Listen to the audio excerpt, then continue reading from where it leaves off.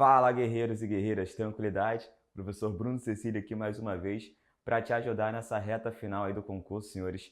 Chegou aquele momento de você refinar aquilo que você já sabe, guerreiro. Daqui até a prova, você vai chegar lá e vai chegar preparado porque você vai refinar aquilo que você já aprendeu, beleza? Então vem comigo que eu quero te ajudar, guerreiro. Quero te ajudar a conseguir essa aprovação. Show de bola? Vamos lá. Questãozinha 1, ó. Vamos ver o que ele fala pra gente aí? Questãozinha 1 é uma questão de equilíbrio de um ponto material. Vamos ver? O que ele fala aqui? Ó?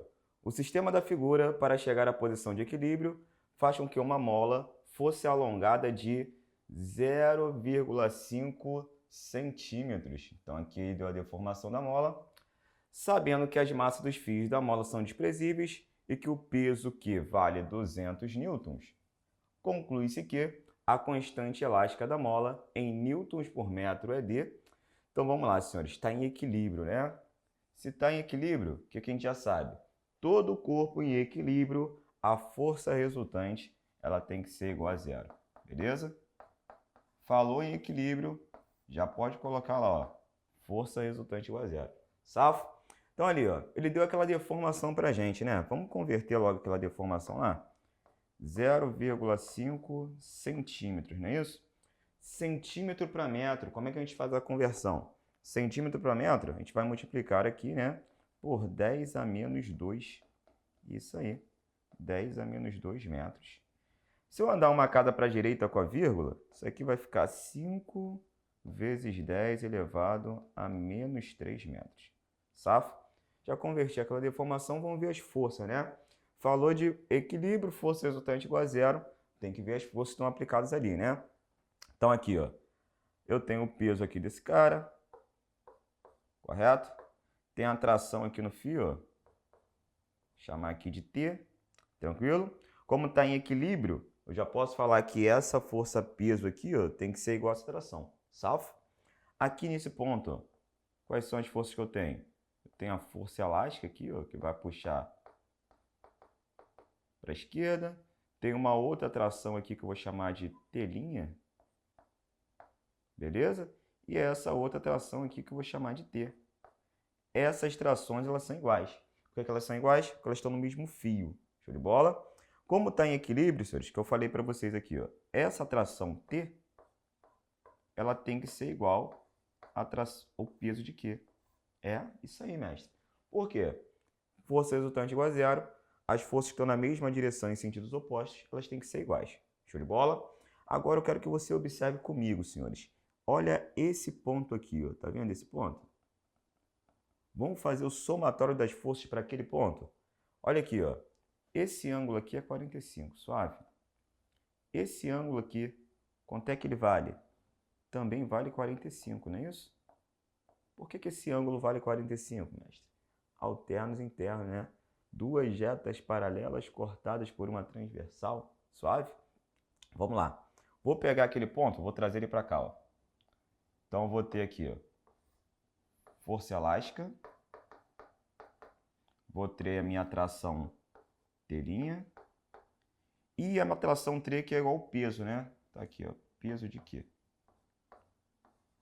Senhores, pega a visão, ó. Forças são vetores. E toda vez que eu tenho uma soma vetorial dando igual a zero, e eu tenho três forças atuando sobre esse corpo, isso obrigatoriamente tem que formar um polígono fechado, beleza? Então o que eu vou fazer com as minhas forças aqui? Ó? Eu vou transladar as minhas forças. O que é transladar a força? É não mudar nem o módulo, nem a direção em nenhum sentido. Então olha aqui, ó. A minha tração T', ela está na diagonal. Então deixa ela aqui na diagonal, ó. A minha força elástica, ela está na horizontal para a direita. Então deixa ela na horizontal para a direita. E a minha força peso, ela está na vertical e para baixo. Ó. Deixa ela na vertical e para baixo. Muito bem. Olha aí, ó. Vê se não formou um polígono fechado. No caso aqui, formou um triângulo retângulo, né? Quanto é que vale esse ângulo aqui? Fala que é 45. Muito bem, 45. Não é isso? Olha só, eu quero saber o valor da constante elástica da mola, não é isso? Então eu vou relacionar a minha força elástica com a força peso. Como é que eu faço isso? Relações trigonométricas do triângulo retângulo. Olha aqui, ó. O PQ é o cateto que está oposto ao ângulo. A força elástica é o cateto que está adjacente ao ângulo.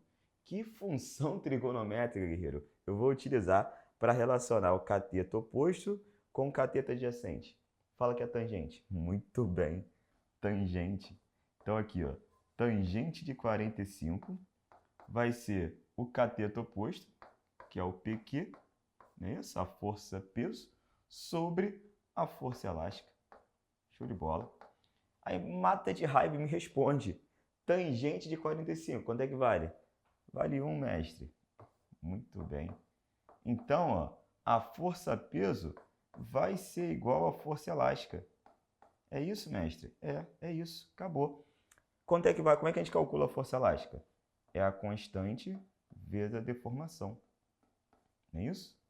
Então, a nossa constante elástica vai ser o peso de Q sobre a deformação da mola. Beleza? O peso está aqui, ó, 200 newtons. 200 newtons. Está aqui. Beleza? A deformação, ó, 5 vezes 10 a menos 3. 5 vezes 10 elevado a menos 3. Beleza? Olha aqui, ó, simplifica aqui, ó, 20 por 5. Aqui vai dar 40, não é isso? 40 é 4 vezes 10, não é isso? Sobre 1 vezes 10 elevado a menos 3. Divisão de potência, senhores. Repete a base, subtrai o expoente. Então, isso aqui vai dar 4 vezes 10 a quarta newtons por metro. Beleza? 4 vezes 10 a quarta newtons por metro. Qual o gabarito? Ah, gabarito letra B, né, mestre? Excelente, gabarito B. Safo, foi? Primeira questãozinha, tranquila, né? Show de bola. Vem comigo. Segunda questão, cinemática, senhores. Vai ter a questãozinha de cinemática lá na sua prova? Vai ter. Então, vamos lá, ó. Um atleta, no instante que passou pelo marco 200 de uma pista de Cooper, iniciou a cronometragem do seu tempo de uma corrida e o registro das suas posições. O gráfico abaixo mostra alguns desses registros, considerando a velocidade escalar se manteve constante durante todo o tempo do registro. No instante que o cronômetro marcou 5 minutos, a posição do atleta é... Então, ele quer saber a posição do atleta no momento que o cronômetro marcou 5 minutos, senhores. Então, aqui, ó, rapidinho. 5 minutos são quantos segundos? Cada minuto tem 60 segundos, não é isso? Então, 5 vezes 60, 300, não é isso? 300 segundos. Safo. Gráfico, posição pelo tempo, velocidade constante, não é isso? Então, olha aqui, ó. Movimento uniforme. A posição, ela varia uniformemente com o tempo, por isso que a velocidade é constante, beleza? Então, olha aqui, ó. Velocidade constante, como é que a gente vai calcular a nossa velocidade? É o famoso ΔS sobre ΔT, não é isso? A variação da posição sobre a variação do tempo. Safo. Qual é a posição inicial dele? Ele deu aqui, ó. Posição inicial vale 200. Ele não marcou no gráfico, mas ele deu no enunciado. Tranquilo? Então, vamos encontrar a velocidade? Então, aqui, ó, para um tempo de 5 segundos, ó. Beleza? A posição final dele é 215. A posição inicial é 200. E o intervalo de tempo é 5. Não é isso? Então, vem comigo. 215 menos 200, isso aqui vai dar 15, não é isso? 15 sobre 5, isso aqui vai dar o famoso 3, né? 3 metros por segundo. Safo. Beleza? Agora, ele quer saber a posição quando o tempo for de 300 segundos. Beleza? Lembra lá das equações horárias? Sentado, sozinho, vendo TV, não é isso? S é igual a S0 mais ou menos VT. Tranquilo? Então, ó, posição final é o que eu quero saber. A posição inicial vale quanto? 200 metros. Posição inicial, senhores, ela é sempre constante, tá? Ela não muda, assim como a velocidade. Tranquilo? Então, a posição inicial é 200. A velocidade a gente tem ali que é 3. E o tempo que ele quer saber essa brincadeira é num tempo de 300 segundos. Show de bola. Vamos comigo? Então vai dar 200, não é isso? 300 vezes 3, isso aqui vai dar 900, não é isso? 900 mais 200, isso vai dar aqui 1.100 metros, tranquilo? Só que ele quer respostas em quilômetro, olha aqui, ó. De metro para quilômetro, você vai dividir por 1.000. Então vem comigo, ó. S 1.100 divide por 1.000. Beleza. Aqui, ó. Foi embora, né? 11 por 10, isso aqui vai dar o famoso 1,1, né? 1,1 quilômetros. Safo? 1,1 quilômetros. Marca comigo. Gabarito, letra D, né? D de quê, senhores? D de Din, né? Suave. Tá voando no português, hein, guerreiro? Vamos que vamos. Questão 3, ó. Um projétil é lançado numa direção que forma um ângulo de 45 graus com a horizontal. Calma aí. Projétil foi lançado, né? Lança aí, mestre. Calma, tô lançando, guerreiro. Lancei. Então aqui, o meu projétil foi lançado. Aqui está a velocidade dele. Com o ângulo que forma aqui 45 graus com a horizontal. Beleza, lancei meu projétil. No ponto de altura máxima, aqui é a altura máxima. Tá aqui, ó. Altura máxima. No ponto de altura máxima, o módulo da velocidade do projétil é de 10 metros por segundo. Beleza. Considerando que a resistência do ar é desprezível, pode-se concluir que o módulo da velocidade de lançamento é em metros por segundo igual a... Então ele quer saber essa velocidade V aqui de lançamento.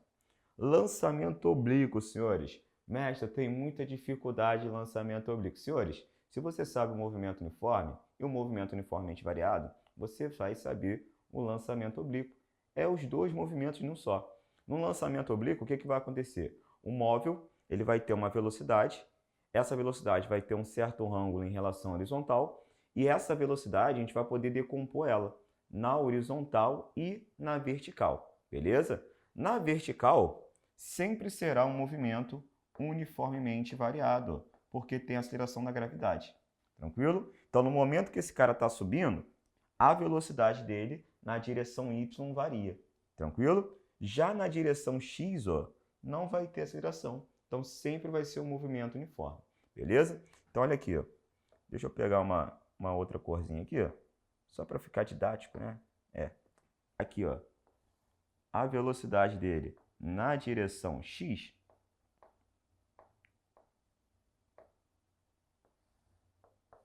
não rolou outra corzinha não, mas vamos nessa corzinha mesmo.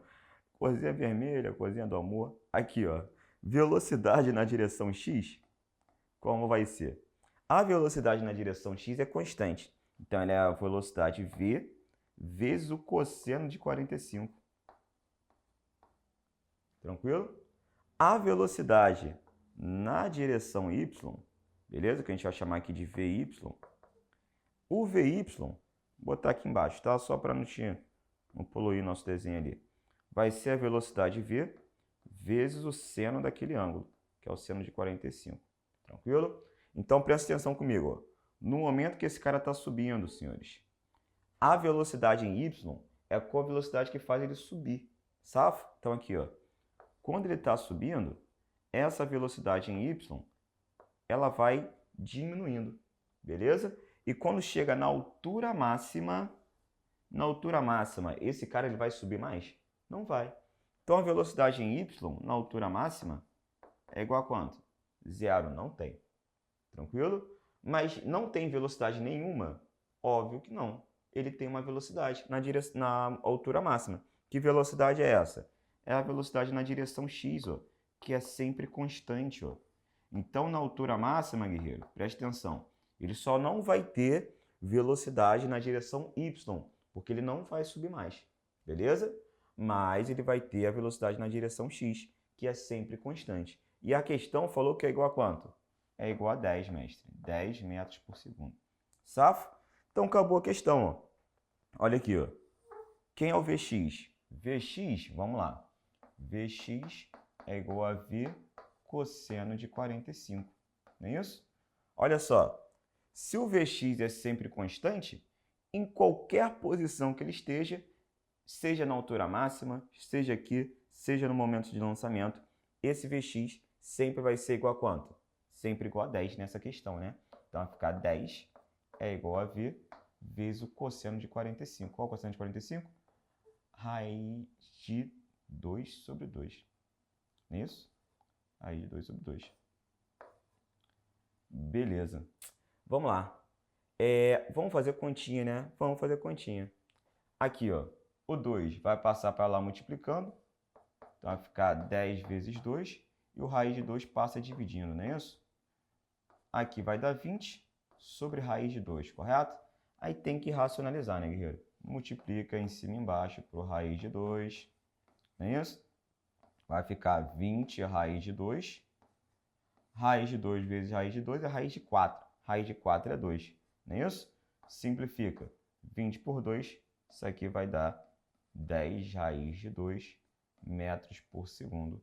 Essa é a velocidade de lançamento desse cara. Gabarito letra D. Tranquilo? Suave? Vamos comigo, vamos comigo. Perde o foco não, guerreiro. Vem, vem, vem, vem, vem. Movimento circular. Que delícia, ó. A pá de um ventilador realiza um movimento circular e uniforme, levando 0,5 segundos para completar uma volta. Informação importante. Leva 0,5 segundos para completar cada volta, uma volta, né? Analise as afirmações a que seguem, não é isso? A1.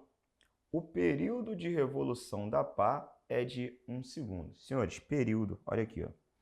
Período, ele é o tempo dividido pelo número de voltas. Beleza?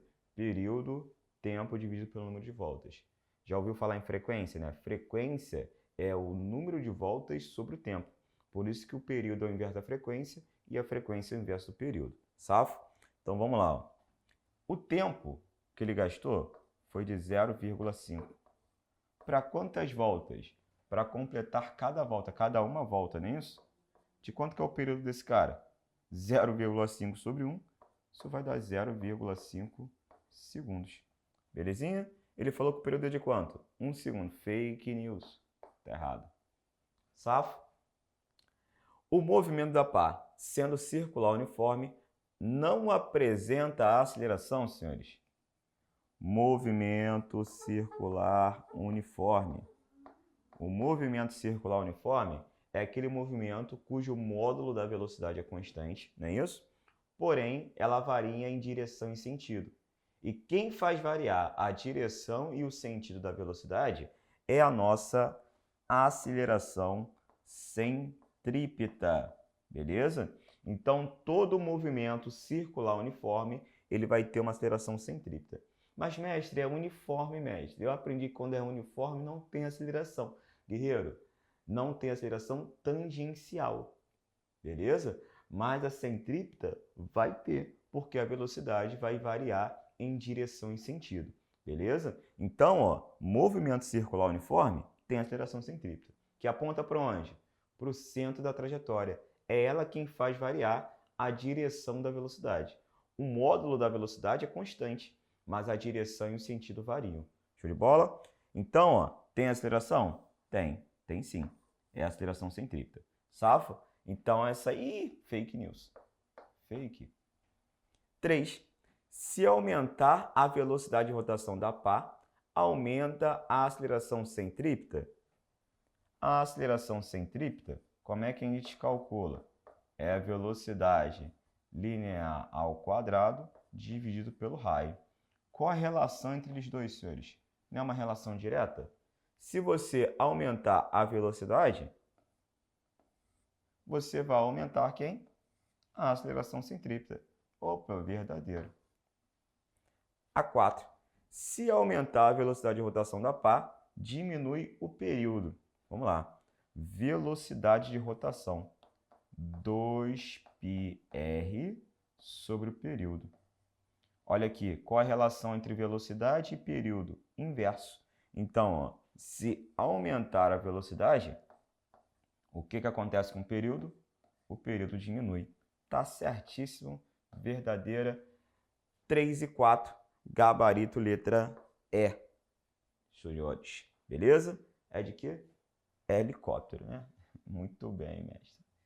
Tá voando, guerreiro. Vem. Duas esferas A e B de raios iguais. Vamos anotar isso aqui? Raios são iguais. RA igual a RB. Ligados por um arame de peso e volume desprezível, flutuam em água, como ilustra na figura. Sabendo que as densidades absolutas da água e da esfera é de 1 grama por centímetro cúbico e 0,8 gramas por centímetro cúbico, deixa isso aí anotadinho para a gente, a densidade absoluta de B será, então ele quer saber a densidade absoluta da esfera B. Tranquilo? Vamos lá, senhores. Primeira coisa, se elas têm o mesmo raio, a consequência disso é o seguinte, elas vão ter o mesmo volume. VA é igual a VB, beleza? Mesmo raio, mesmo volume, e eu vou chamar tudo de V. Safo? Densidade, como é que a gente calcula a densidade na física? A densidade é a massa sobre o volume. Então, a massa é a densidade vezes o volume. Tranquilo? O que vai acontecer, senhores? Quando eu tiver duas esferas presas por uma corda dentro de um líquido, senhores, as forças que vão estar atuando aqui é o peso, o empuxo e a tração ali do fio, beleza? Mas tem um bisuzinho. Qual o bisuzinho? O bisu é o seguinte, ó. A densidade do líquido ela vai ter que ser dada pela soma das massas das esferas dividido pelo volume de cada esfera. Beleza? Então, se você tiver esferas em equilíbrio dentro de um líquido preso por um barbante, a densidade daquele líquido ela vai ser dada pela massa daquelas duas esferas dividido pela razão aqui do volume das duas esferas. Safo? Guarda isso no coração, tá? Guarda aí. Belezinha. Olha só. Ele quer saber a densidade absoluta da B, não é isso? A densidade da B, como é que a gente vai calcular a densidade da B? É a massa da B sobre o volume da B, né? Então, se a gente descobrir a massa da B, a gente descobre a densidade da B. Então, vamos usar a nossa equaçãozinha aqui, ó. Vem para cá. A densidade ali do líquido é 1, não é isso? A massa do A, eu vou abrir, ó. Densidade da A vezes o volume da A. A massa de B você deixa aí, tranquilo? VA mais VB. Quem é o VA mais VB? VA mais VB, os volumes são iguais, não é isso? Então, isso aqui vai dar 2V, tranquilo? 2V eu vou passar para cá multiplicando. Então, vai ficar 2V é igual. Densidade do A vale 0,8. O volume de A é igual ao volume de B, que eu chamei de V. Brasil? 0,8V, vou passar para o outro lado subtraindo. Quem vai ser a massa de B? 2V menos 0,8V. 2V menos 0,8V, isso aqui vai dar 1,2V. Safo? Sei a massa do B, vou encontrar a densidade. Densidade do B é a massa, que é 1,2V, sobre o volume. Quem é o volume? O volume de B é igual a V. Ah, tá bom, mestre. Entendi. Cancela o V. Foi embora. Quem vai ser a densidade do B? Vai ser 1,2 gramas por centímetro cúbico. Safo? Excelente, senhores. Gabarito. Gabarito delta. De novo, gabarito delta. Foi? Tranquilinha, né? Muito bom, muito bom. Vem comigo. Questão 6, ó. Um jovem em uma academia de ginástica anda sobre uma esteira rolante horizontal que não dispõe de motor com velocidade constante igual a 5,4 km por hora. Em 7 minutos, são consumidas 36 quilocalorias. Admitido o consumo de energia pela esteira é devido ao trabalho da força que a jovem aplica sobre ela para movimentá-la. A intensidade dessa força, supostamente constante, é de... Vamos lá, senhores. Algumas informações ele passou para a gente. Ó. A velocidade, que é 5,4 km por hora. Já vamos converter aqui para metro por segundo, né? Divide por 3,6. Isso aqui vai dar 1,5, né? Beleza. Um tempo ali, ó, 7 minutos. Não é isso? Vamos converter para segundo também. 7 vezes 60. Não é isso? E isso aqui é energia, né, senhores? 36 quilocalorias, isso é uma energia, beleza? Então aqui, ó, 36. O quilo é 10 ao cubo, tá? Então deixa aqui 10 ao cubo. Uma caloria, ele passou pra gente aqui, ó. Uma caloria vale 4,2 joules. Então, ó, esse caloria eu vou substituir por 4,2. Safo? Então, essa aqui é a nossa energia. Então, ó, informações. Safo? Potência. Como é que a gente calcula a potência? Puxa aí pela memória. Potência é o trabalho sobre o tempo. É isso aí, né? A potência é o trabalho sobre o tempo. Mas também é igual a energia sobre o tempo. É, mestre? É. Como é que você calcula o trabalho, senhores? O trabalho é a força vezes o deslocamento. Não é isso? Esse é o trabalho. Substitui lá, ó. F vezes deslocamento sobre o tempo. Isso é igual a energia sobre o tempo. Beleza? Deixa eu ver se eu peguei o bizu aqui. Ah, peguei o bizu, ó. Dá trocar de cor, guerreiro. Excelente. Deslocamento sobre o tempo, guerreiro. O que é o deslocamento sobre o tempo? Fala que é velocidade. Fala. Muito bem, a velocidade. Então aqui, ó, vem.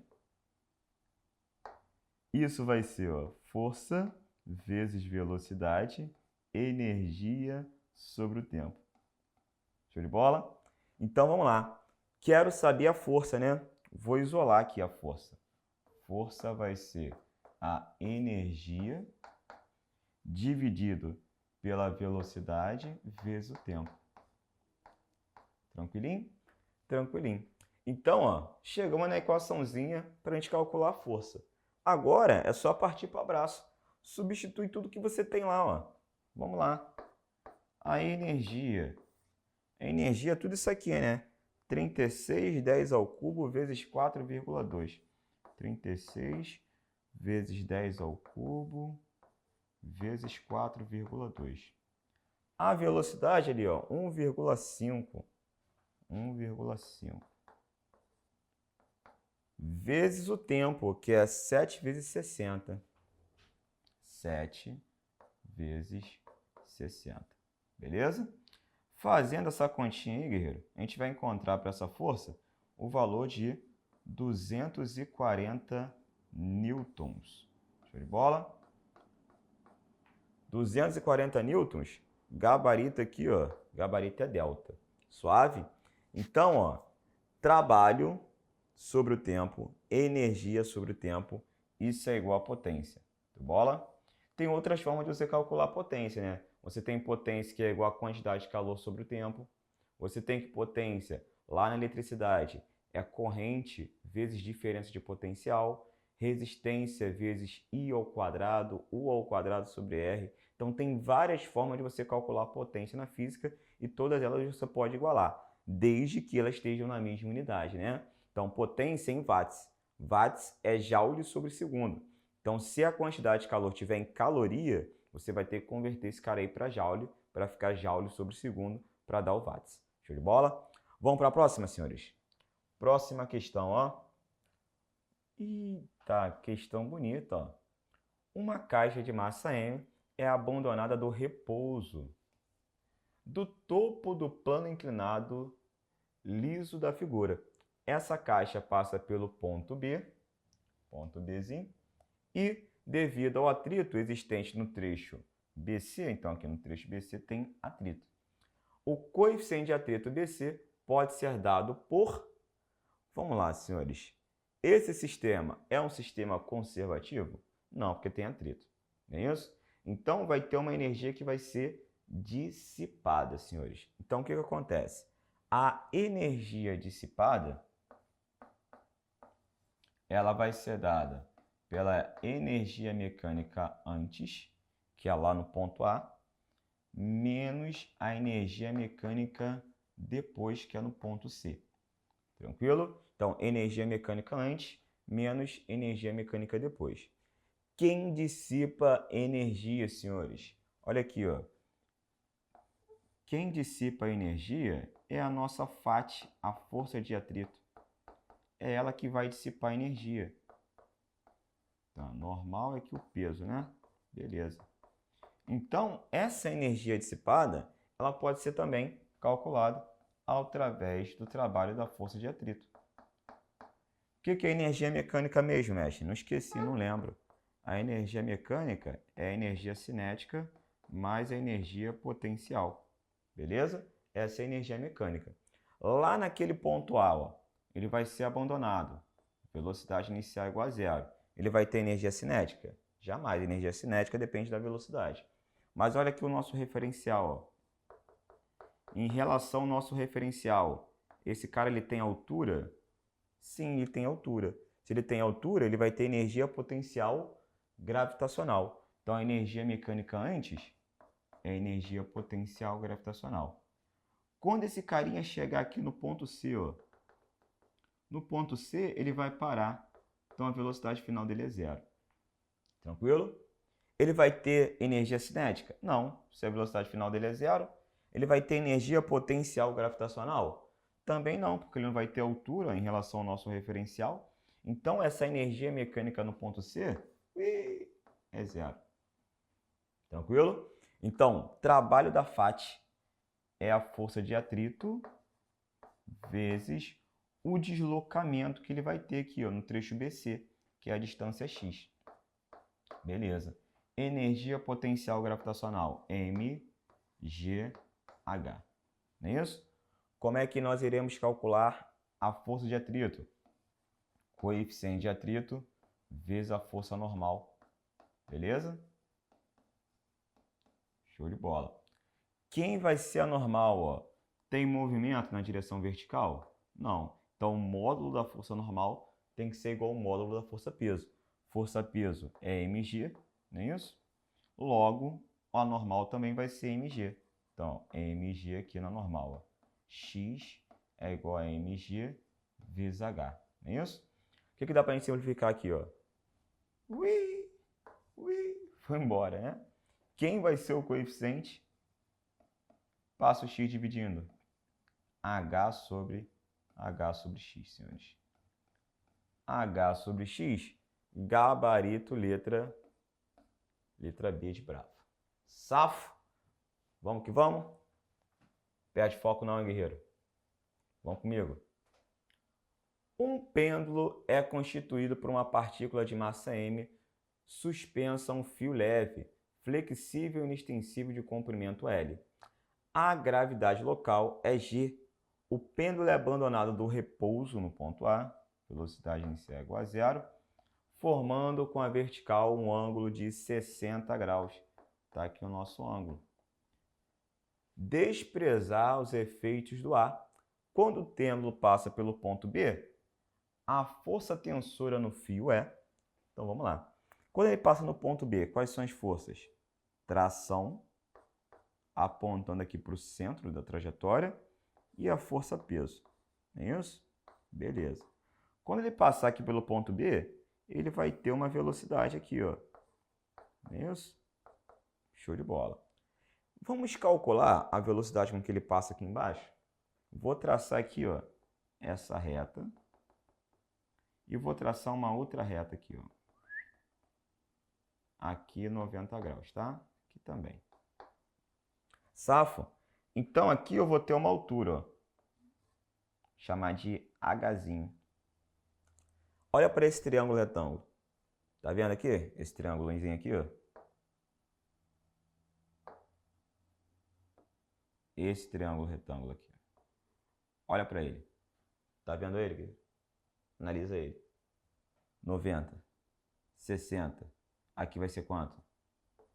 30. Excelente, guerreiro. Agora, quem é a hipotenusa desse triângulo? A hipotenusa é L, né? Mestre, eu já vi esse triângulo aí, mestre. Já. 90, 60 e 30. Não é isso? Oposto ao ângulo de 30. É o que da hipotenusa? É metade, né? Isso aí, guerreiro. É metade da hipotenusa. Olha só. Essa distância aqui, ó. Essa alturinha, ela vale L sobre 2. Não é isso? Se isso aqui vale L sobre 2, quanto que vai ser a nossa altura aqui, ó? Se tudo vale L, que é o comprimento do fio, e aqui é L sobre 2, isso aqui também vai ser quanto? L sobre 2, guerreiro. Então, H é igual a L sobre 2. Belezinha? Então, vamos aqui, ó. Vamos aqui que tá legal, tá legal. Tá fluindo. Tô entendendo tudo, mestre. Olha só. Energia mecânica em A é igual a energia mecânica em B. Por que vai ter a conservação da energia? Não tem atrito, não é isso? Olha só, no ponto A ele não tem velocidade, mas ele vai ter altura em relação ao nosso referencial. Se ele tem altura, ele vai ter qual energia? Potencial gravitacional, né? Beleza. Quando ele chegar no ponto B, ele vai ter altura em relação ao nosso referencial? Não, mas ele vai ter velocidade, então ele vai ter energia cinética. Beleza? Energia potencial gravitacional, mgh. Energia cinética, mv ao quadrado sobre 2. Não é isso? Quem é o H? H é L sobre 2. Então vai ficar mg, L sobre 2, tem que ser igual a mv ao quadrado sobre 2. Beleza? Vou cancelar aqui, ó, 2 com 2, tá? Foi embora. mv ao quadrado vai ter que ser igual a mgl. Beleza? Mestre, cancela. Calma, guerreiro. Calma, menino afoito. Calma, curte um momento. Vou cortar as massas agora não. Deixa essa relação aí, ó. mv ao quadrado é igual a mgl, tá bom? Deixa aí. Esse movimento, senhores, quando ele vem aqui, ó, não é um movimento circular, senhores? Quem é a força resultante do movimento circular? Fala para mim. É a força centrípeta, não é isso? Que aponta para onde? Para o centro da trajetória. Se a força centrípeta aponta para o centro da trajetória, senhores, a força que aponta para o centro tem que ser maior do que a força que aponta para fora. Beleza? Então, olha aqui, ó. Tração tem que ser maior do que a força peso. Então, tração menos peso tem que ser igual a força centrípeta. Show de bola? Como eu quero saber a tração, eu vou colocar que a tração é igual a força centrípeta mais a força peso. Passou para o outro lado, né? Belezinha. Força centrípeta, mv ao quadrado sobre o raio. Quem é o raio? O raio é o comprimento do fio. É o próprio comprimento do fio. Então aqui, ó, L mais mg, que é a força peso. Quem é mv ao quadrado? Aí, ô menino afoito, que queria cancelar a massa. mv ao quadrado é mgl. Então aqui, ó, vou substituir mgl, que é o mv quadrado, e vou dividir por L. Isso mais mg. Olha o L indo embora. Foi, não é isso? mg mais mg, quanto é que vai dar a nossa tração? 2mg, correto? 2mg, qual o gabarito? Gabarito delta, marca e seja feliz. Foi? Excelente, senhores, vem comigo, vem. Vamos lá, senhores, questãozinha 9. Sobre uma mesa disposta horizontalmente, no qual o atrito é desprezível, encontra-se parada uma bola indeformável de massa mzão. Uma segunda bola indeformável de massa mzinho é lançado contra a primeira, atingindo com velocidade v.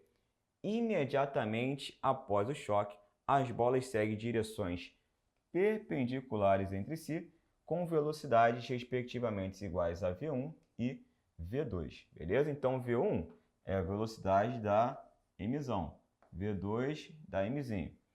A direção de v2 forma um ângulo de 60 graus com a direção v em relação entre os modos da velocidade z. Então, ele quer saber a relação entre v2 e a velocidade v. Então, o que está acontecendo aqui? Ó? Você tem mzinho, está se movimentando com a velocidade v, e o mzinho vai colidir com o mzão que está parado. Não é isso? Aí, após o choque, o que vai ter? Mzão vai se movimentar com a velocidade v1,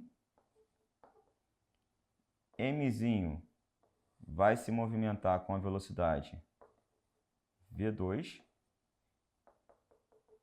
e o ângulo entre v1 e v2 é um ângulo de 90 graus. Beleza? Até aí tá safo, né?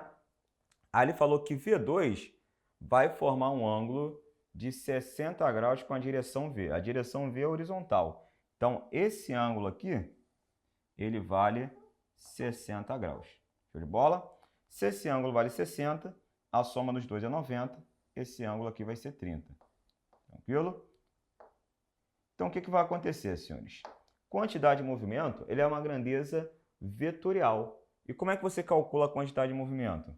Quantidade de movimento é o produto da massa vezes a velocidade. Não é isso? Olha só, eu tenho esse vetor aqui, ó, quantidade de movimento, que está aqui na horizontal, ó, que é o mzinho vezes v. Eu tenho esse vetor quantidade de movimento, que é o do mzão vezes v1. E tenho esse vetor quantidade de movimento, que é do mzinho vezes v2. Beleza? Aqui o ângulo entre esses dois vetores é esse ângulo de 90 graus. Aqui o ângulo entre a horizontal, ó, e o v1 é um ângulo de 30 graus. Como ele quer saber a relação entre v e v2, vamos fazer o seno desse ângulo. Seno de 30. Quem vai ser o seno de 30? É o cateto oposto ao ângulo, que é o mv2, sobre a hipotenusa. A hipotenusa é quem está oposto ao ângulo de 90 graus, que é o mv. Cancela mzinho com mzinho. Seno de 30 é igual a meio. Então, v2 sobre v é igual a meio. Se v2 sobre v é igual a meio, quem vai ser o v2, senhores? Que lindo. Bem, v2 vai ser igual a v sobre 2. Suave? V sobre 2, gabarito, letra C, né, senhores? C de quê? C de sacola. Excelente, tá mandando ver aí. Vamos. Próxima questãozinha, ó. Um pintor de parede está parado sobre uma tábua homogênea, sustentada por dois cabos verticais equidistantes das extremidades da tábua, conforme a figura. O peso da tábua é metade do peso do pintor, sabendo que um dos cabos suporta o dobro da tração do outro. O valor de x deve ser igual a... Vamos lá. Então aqui, ó, vamos colocar aqui. Aqui eu tenho uma tração T. Vou chamar essa tração aqui de 2T. Não é isso? Porque ele fala que uma sustenta o dobro do outro. Aqui eu vou ter, ó, o peso do pintor. E aqui, ó, no equidistantes, eu vou ter o peso da tábua. Belezinha? Até aí. Safo, né? Só marquei as forças. Como esse aqui é um corpo extenso, senhores, tem duas condições de equilíbrio. A primeira é que a força resultante ela seja igual a zero. E a segunda é que o somatório dos torques, ou dos momentos, seja igual a zero em relação ao ponto. É isso? Vamos usar a primeira, tá? Força resultante, ela tem que ser igual a zero. Se a força resultante ela tem que ser igual a zero, fala comigo. As forças que estão para cima, elas vão ter que ser igual às forças que estão para baixo, não é isso? Então, olha só, T está para cima, mais 2T que também está para cima, vai ter que ser igual ao peso da tábua que está para baixo, mais o peso do pintor. Então, aqui vai dar 3T, não é isso? Vamos usar a informação que ele passou para a gente? O peso da tábua é metade do peso do pintor. Então, aqui, ó, peso da tábua é P sobre 2. Não é isso? É isso. Aqui, ó, 3T, P sobre 2 mais P sobre 2, aqui vai dar 3P sobre 2, não é isso? Cancela, cancela. Tração é igual ao peso do pintor sobre 2. Guarda essa informação, beleza? Agora, vamos calcular aqui os momentos dessas forças. Eu vou calcular o momento em relação a esse ponto aqui, tá? Eu escolhi esse ponto. O que vai acontecer? Se a gente pegar o somatório dos momentos no sentido horário, isso vai ter que ser igual ao somatório dos momentos no sentido anti-horário. Beleza? Em relação àquele ponto que eu escolhi, ó, essa força de tração, quando eu faço uma força na vertical para cima, a tendência é que essa barra rotacione em qual sentido? Horário ou anti-horário? Ó, sentido horário. Quando eu faço uma força-peso aqui na vertical e para baixo, a tendência é que essa barra, em relação àquele ponto, rotacione no sentido anti-horário. Então, aqui, ó, horário, anti-horário. A força-peso do pintor, quando eu faço uma força na vertical e para baixo, a tendência é que essa barra rotacione no sentido anti-horário. Beleza? Como é que a gente calcula o momento? O momento é sempre o produto da força vezes a distância daquela força até aquele ponto onde você está calculando os momentos, beleza? Então, os momentos a gente está calculando em relação a esse ponto. Então, aqui, ó, o momento da tração, que está no sentido horário, vai ter que ser igual a quem? O momento do peso do pintor, peso da tábua, né? Mais o momento do peso do pintor. Tranquilo? Como é que a gente vai calcular aqui o momento para essa força? Vai ser a tração, força de tração, vezes a distância. Qual é essa distância toda aqui? Ó? Essa distância toda aqui vale D, né? Tá aqui em cima, ó. D. Correto?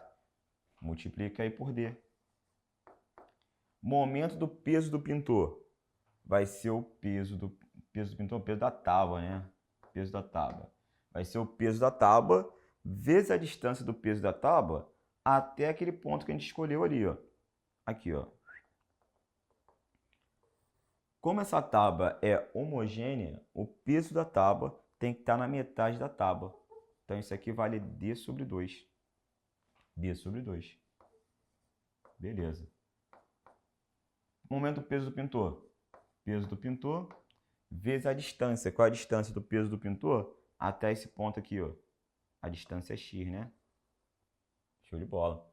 Distância é x. Safo. Então, vamos lá. Vamos colocar aquilo que a gente sabe, ó. O tração é o peso do pintor sobre 2. O peso da tábua é metade do peso do pintor. Então, aqui vai ficar, ó, P sobre 2 vezes D sobre 2. Peso do pintor vezes x. Não é isso? O que a gente dá para cancelar ali, ó? Peso do pintor, peso do pintor, peso do pintor. Foi embora, não é isso? Aqui vai ficar, ó, D sobre 2. Aqui vai ficar D sobre 4. E aqui vai ficar x, não é isso? Quem vai ser o x? D sobre 2 menos D sobre 4. D sobre 2 menos D sobre 4, isso vai dar D sobre 4, né, senhores? D sobre 4. D sobre 4, gabarito, letra B. Suave? Vamos que vamos? Vem! Próxima questão. Um frasco cuja capacidade a 0 graus é de 2.000 centímetros cúbicos. Vamos anotar essa informação aí, ó. Está cheio até a boca de um determinado líquido. O conjunto foi aquecido de 0 a 100 graus Celsius, transbordando 14 centímetros cúbicos. O coeficiente de dilatação aparente desse líquido em relação ao material do frasco é igual a... Senhores, dilatação aparente, lembra? O que é a dilatação aparente? É a dilatação de um líquido. Um líquido, quando você coloca ele dentro de um recipiente, aquele líquido ele vai dilatar, mas, porém, o recipiente também dilata. Então, aquele líquido que está transbordando não é a dilatação real daquele líquido.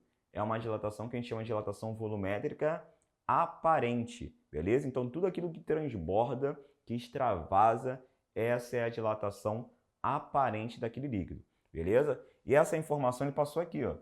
A dilatação volumétrica aparente é de 14 centímetros cúbicos, beleza? O volume inicial desse líquido é de 2.000 centímetros cúbicos, ou 2 vezes 10 ao cubo centímetros cúbicos, não é isso? A variação de temperatura.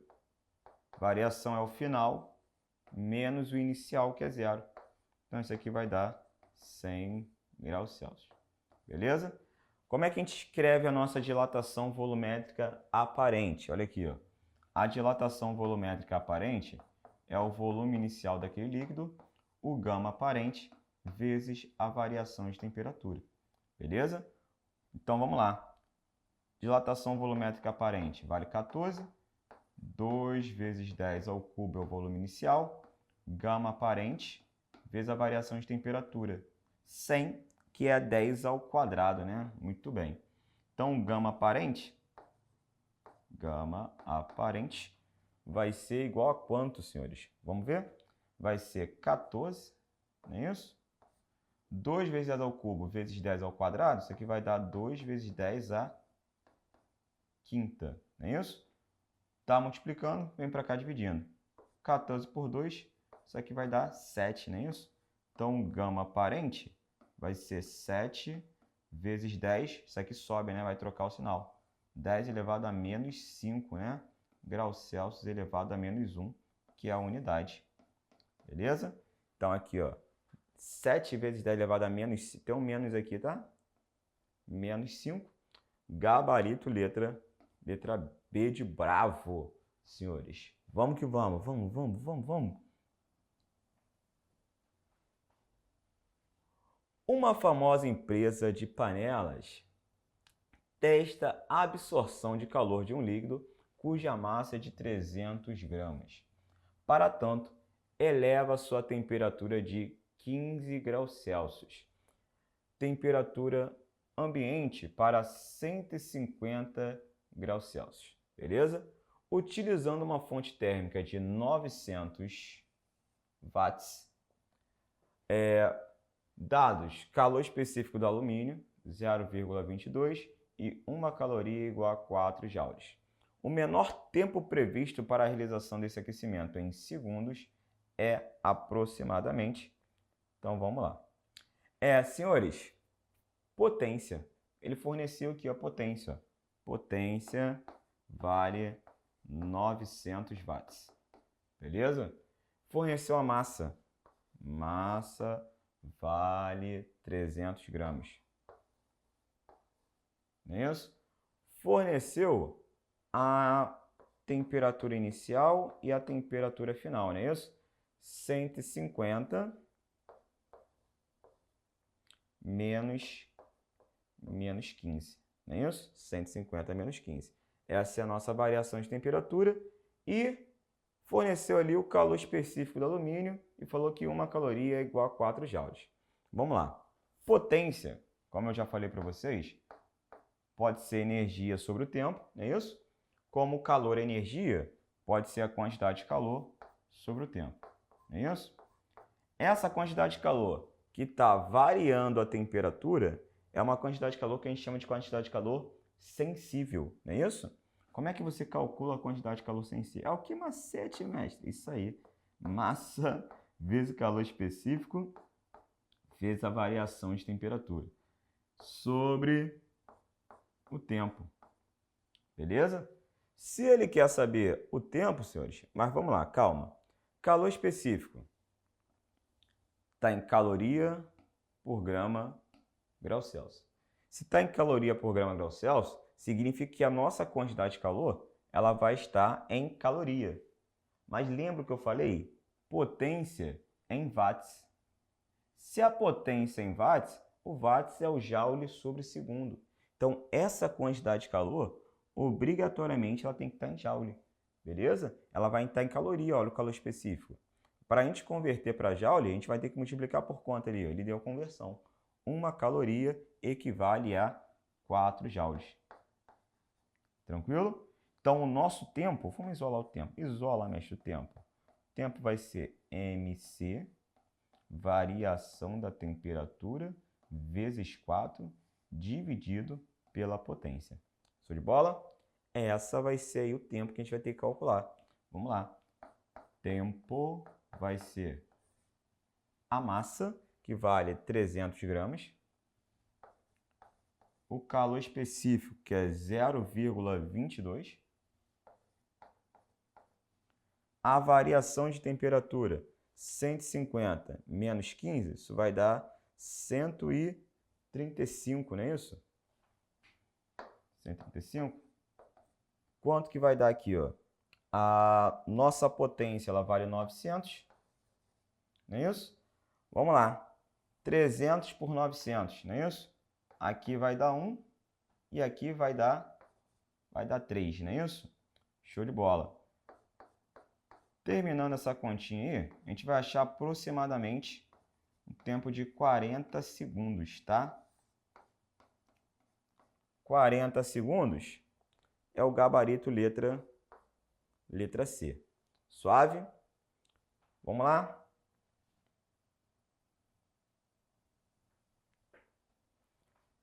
Questão 13. Encostado em um dos lados de uma placa de cobre, temos vapor de água a 100 graus Celsius. Encostado do outro lado dessa mesma placa, temos gelo a 0 graus Celsius.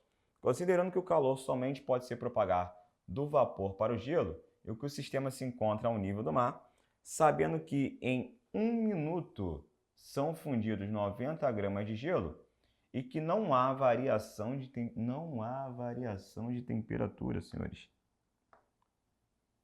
Não há variação de temperatura.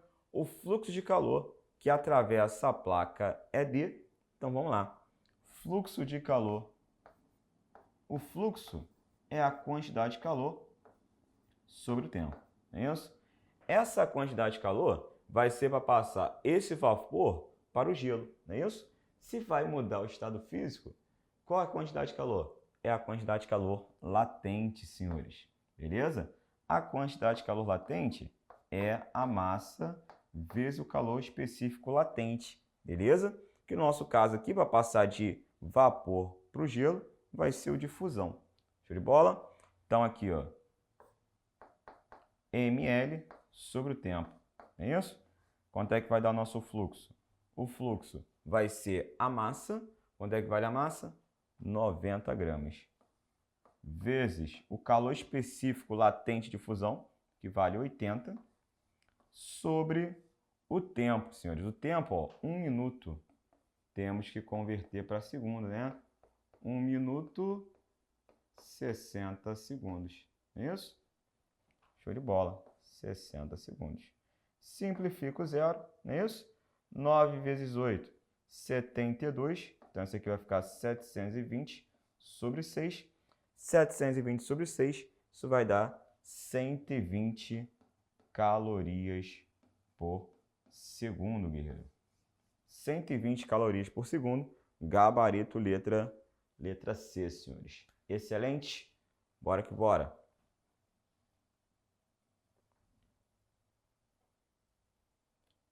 Questão 14. Um recipiente que contém um gás perfeito com pressão de 2 atm é momentaneamente aberto, deixando sair 1/4 da massa gasosa contida em seu interior, sem variar a temperatura. Nessas condições, a pressão do gás passa a ser de... Senhores, pensem comigo. Se saiu 1/4 do gás, quanto que restou lá dentro? 3/4, beleza? Se sai 1/4 do gás, o que ficou lá dentro são 3/4. Então, olha só, toda vez que escapa gás, vai ter uma variação do número de mols, beleza? Então, ele está falando o seguinte, ó, que o número de mols final é 3/4 do número de mols inicial. É essa a informação que ele está passando para a gente ali, tranquilo? Olha só, a pressão inicial do gás, ele falou que foi de 2 atm. Não vai ter variação de temperatura, então a temperatura inicial é igual à temperatura final. O volume também não varia. Por que o volume não varia? O volume do gás é o volume do recipiente, beleza? Então, se não varia o volume do recipiente, não vai variar o volume do gás, beleza? Porém, aqui ó, ele quer saber a pressão final que esse gás vai estar submetido. Equação de Clapeyron. PV é igual a nRT, beleza? Vou isolar tudo que é constante, ó. Então aqui, ó, P sobre N, passei o N para cá dividindo, tem que ser igual a RT sobre V. Isso aqui tudo é constante. Então a gente pode falar o seguinte, ó, que a pressão final sobre o número de mols final tem que ser igual à pressão inicial sobre o número de mols inicial. Beleza? Então vamos fazer essa continha aí, ó. Eu tenho que a pressão final é o que eu quero saber. O número de mols final deixa N. A pressão inicial vale 2. E o número de mols final, ele deu pra gente aqui, ó. Vamos voltar aqui. O número de mols final, ele deu 3/4 do N inicial, não é isso? Tá aqui, 3/4. A pressão inicial vale 2, e aqui tu deixa N inicial, né? Simplifica. Foi embora. 3/4 está dividindo, vai passar para lá multiplicando, né? Quem vai ser a pressão final? 2 vezes 3/4. Simplifica. Aqui vai dar 1 e aqui vai dar 2. 3 dividido por 2, essa pressão final vale 1,5 atm, senhores. 1,5 atm, qual o gabarito? Qual o gabarito? Gabarito delta. Show de bola? Vamos que vamos, senhores. Vem comigo. Questão 15. Quando um gás ideal sofre uma expansão isotérmica, beleza? O que significa expansão, senhores? Expansão é porque o volume está aumentando.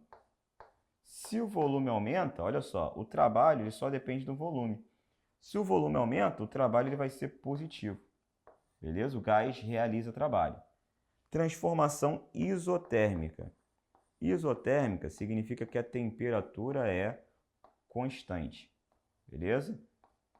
A variação de energia interna, ela só depende da variação de temperatura. Como a temperatura é constante, a variação de temperatura vai ser zero. Logo, a variação de energia interna também vai ser zero, senhores. Beleza? Aí vamos na primeira lei da termodinâmica. Calor é igual a trabalho mais a variação de energia interna. A variação de energia interna é zero, né? Então, calor é igual ao trabalho. Olha só, se o trabalho é positivo, a quantidade de calor também vai ser positiva. E se a quantidade de calor é positiva, o gás recebe calor, assim, recebeu calor, recebe isso aí. Recebe calor. Se o gás recebe calor, vamos nas opções. A energia recebida pelo gás na forma de calor é igual ao trabalho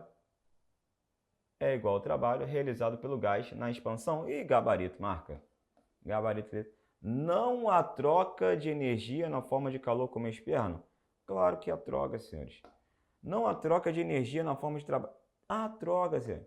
A energia recebida pelo gás na forma de calor é igual à variação de energia interna? Não, a variação de energia interna é zero. O trabalho realizado pelo gás é igual à variação de energia interna? Não, a variação de energia interna é zero. E o trabalho é maior do que zero, o trabalho é positivo. Safo, questãozinha tranquilinha pra gente aí.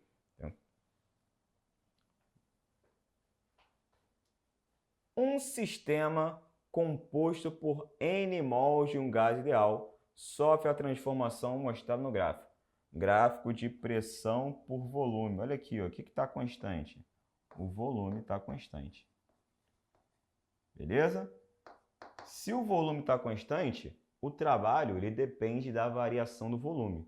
Se o volume não varia, o trabalho ele vai ser igual a zero.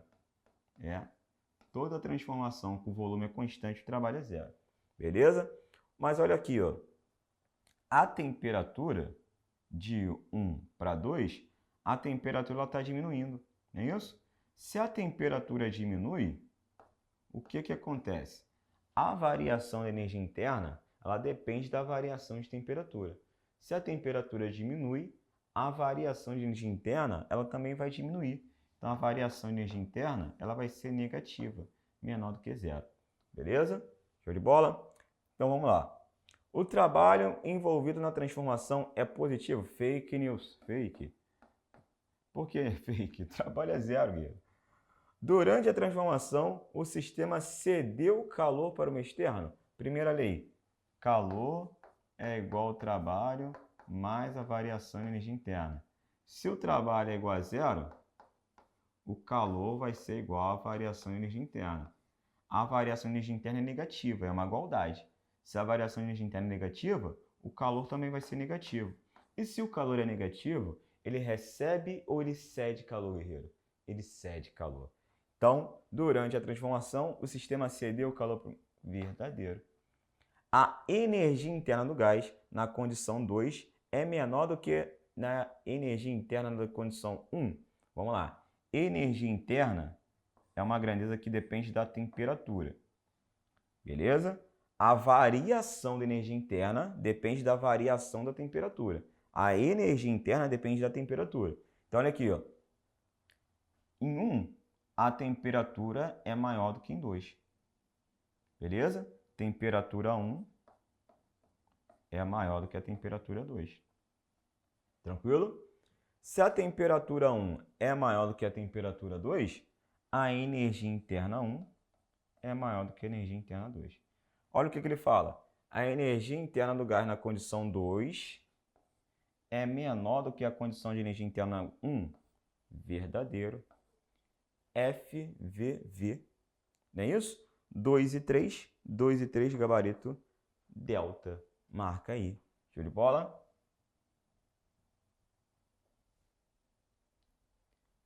Se você, ao se olhar através de um espelho côncavo e vir sua imagem direita e maior, então, vamos lá. Espelho côncavo, não é isso? Tá aqui o espelho côncavo. Você tem aqui o foco do espelho e você tem aqui o centro de curvatura, não é isso? Quando a imagem é direita e maior, é porque o objeto ele vai estar entre o foco e o vértice, não é isso? Quando o objeto está entre o foco e o vértice, a imagem desse objeto ela vai ser formada aqui, ó, atrás do espelho, ó, e direita e maior. Perceba que esses dois raios refletidos não se cruzam, mas se você prolongar ele, prolongou.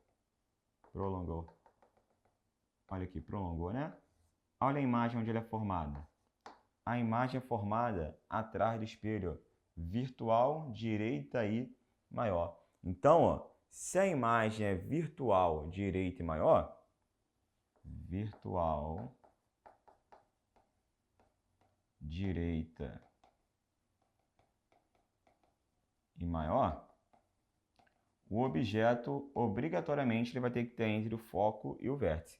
Olha lá, a imagem é real? Não. Real? Não. Real? Não. Não é isso? A imagem é virtual e você se encontra entre o vértice e o foco do espelho. A marca, né? Marca que gabarito é a letra C. A imagem é virtual e você se encontra exatamente no centro de curvatura do espelho? Não. É gabarito letra C. Suave? Vamos que vamos.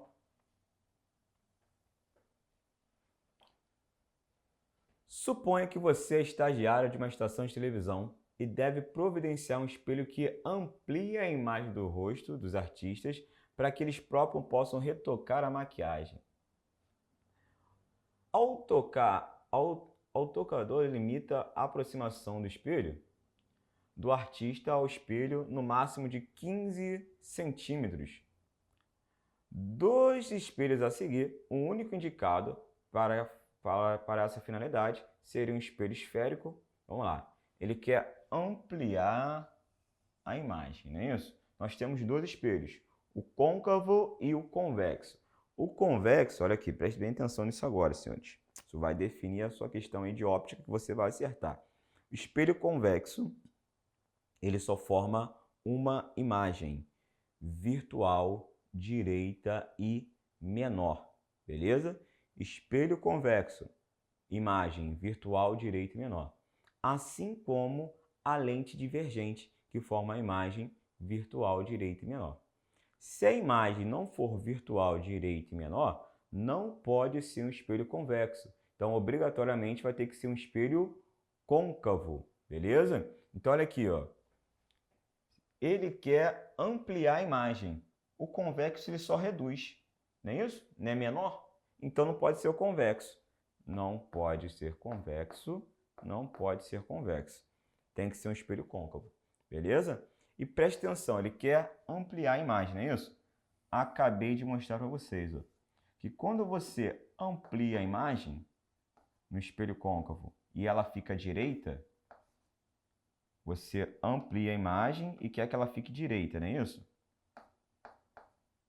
De cabeça para cima. Aonde que você vai ter que colocar o objeto? Entre o foco e o vértice daquele espelho.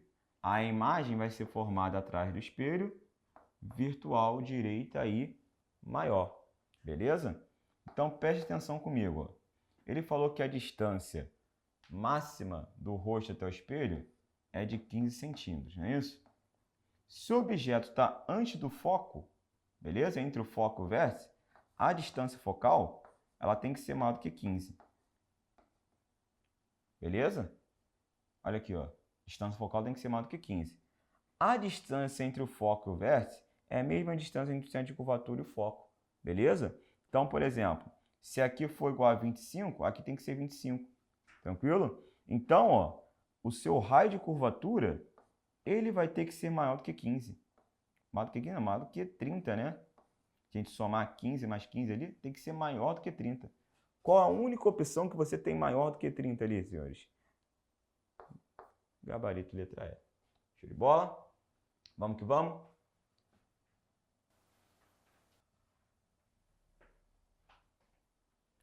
Vamos lá, senhores. Questão 19. Ó.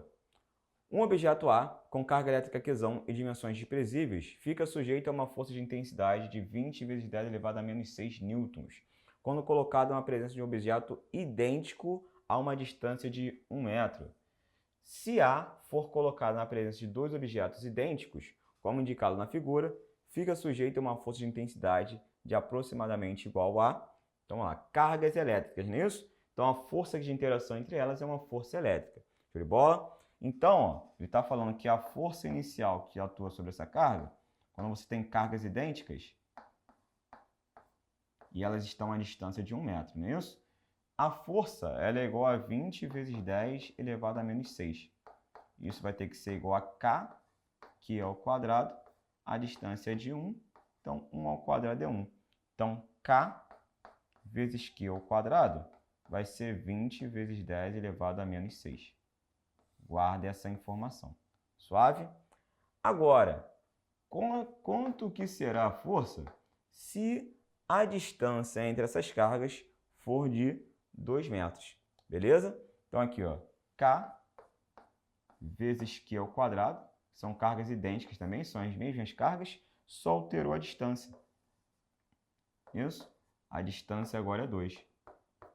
Aqui, ó, K vezes Q ao quadrado, a gente já sabe que é 20 vezes 10 a menos 6. Aqui, ó, 20 vezes 10 elevado a menos 6 sobre a distância 2, 2 ao quadrado. Então, isso aqui vai ser F', é 20 vezes 10 elevado a menos 6 sobre 4. 20 sobre 4 isso aqui vai dar 5, não é isso? 5 vezes 10 elevado a menos 6, beleza? Mas calma, jovem afoito, não acabou. Olha só, ele quer saber as forças que vão atuar sobre esse cara, né? Olha aqui, ó, o ângulo entre elas, vê se é 90 graus. Então, a força resultante aqui, nós vamos ter que fazer Pitágoras. Mas calma, se aqui é 2 e aqui é 2, essa força resultante é a diagonal desse quadrado, senhores, ó. Então, essa força resultante, como é que a gente calcula o lado de um quadrado? A diagonal de um quadrado? É o lado vezes raiz de 2, não é isso? Então, vou pegar o meu F' e vou multiplicar por raiz de 2. Então, essa força resultante vai ser 5 vezes 10 elevado a menos 6. Raiz de 2 é aproximadamente 1,4, né? 1,4 vezes 5, isso aqui vai dar 7 vezes 10 elevado a menos 6 newtons, gabarito, letra C. Suave? Vamos que vamos. Questãozinha 20. Assinale a afirmativa falsa. Beleza? Então, deixa eu desenhar aqui, ó. Vou marcar aqui duas plaquinhas paralelas eletrizadas, uma positiva e outra negativamente eletrizada. Beleza? O campo elétrico, ele vai da carga positiva para a carga negativa, não é isso? Tá aqui o campo elétrico. Show de bola. Vou traçar aqui, ó, duas superfícies equipotenciais, V1 e V2. Beleza? V1 é o maior potencial, mais próximo da carga positiva, e o V2 é o menor potencial, mais próximo das cargas negativas. Quando eu abandono aqui uma carga positiva, essa carga positiva ela vai se movimentar para a região de menor potencial, não é isso? Através de uma força elétrica. Já a carga negativa ela vai se movimentar para a região de maior potencial. Beleza? Como é que a gente calcula o trabalho dessa força elétrica? O trabalho é igual a carga vezes a diferença de potencial. Então, para a carga positiva, quem vai ser o trabalho? Vai ser a carga que é positiva vezes a diferença de potencial. Como V1 é maior que V2, essa diferença de potencial vai ser uma diferença de potencial positiva. Então, o trabalho vai ser positivo. Já quando a minha carga for negativa, o que vai acontecer? A carga negativa, eu vou pegar, ela vai vir daqui para cá, não é isso? Do V2 para o V1. Então, eu vou pegar V2 menos V1. Não é isso? Ela se movimenta da região de menor para a região de maior potencial. A carga é negativa, não é isso? Essa diferença, como o V2 é menor do que o V1, vai dar uma diferença negativa também. Menos com menos vai dar o quê? Vai dar mais, não é isso? Então, isso aqui vai dar positivo, maior do que zero. Correto? Então, ó, se a carga for positiva ou se a carga for negativa, o trabalho ele sempre vai dar positivo, maior do que zero. Então, olha aqui, ó, ele quer a alternativa falsa, beleza? Uma carga negativa abandonada em repouso num campo eletrostático fica sujeito a uma força que realiza sobre ele um trabalho negativo? Falso, o trabalho é positivo, gabarito letra A. Beleza? Uma carga positiva abandonada em repouso num campo eletrostático fica sujeito a uma força elétrica que realiza um trabalho positivo? Sim, verdadeiro. Cargas negativas abandonadas em repouso num campo eletrostático dirigem-se para pontos de potenciais mais elevados? Sim. A carga negativa vai para a região de maior potencial. Beleza. Cargas positivas em repouso no campo eletrostático dirigem para pontos de menor potencial? Sim, ó. A carga positiva vai para a região de menor potencial. O trabalho realizado pelas forças elétricas ao longo de uma curva fechada é nulo? Sim, né? Se a curva é fechada, ele vai sair de um ponto com um potencial 1 e vai retornar para o ponto com o mesmo potencial, né? Então, a diferença de potencial vai ser igual a zero. Então, o trabalho vai ser nulo. Não vai ter trabalho. Suaves, guerreiros? Vamos em busca dessa aprovação, senhores. Confio em vocês. Tamo junto e vamos lá, senhores.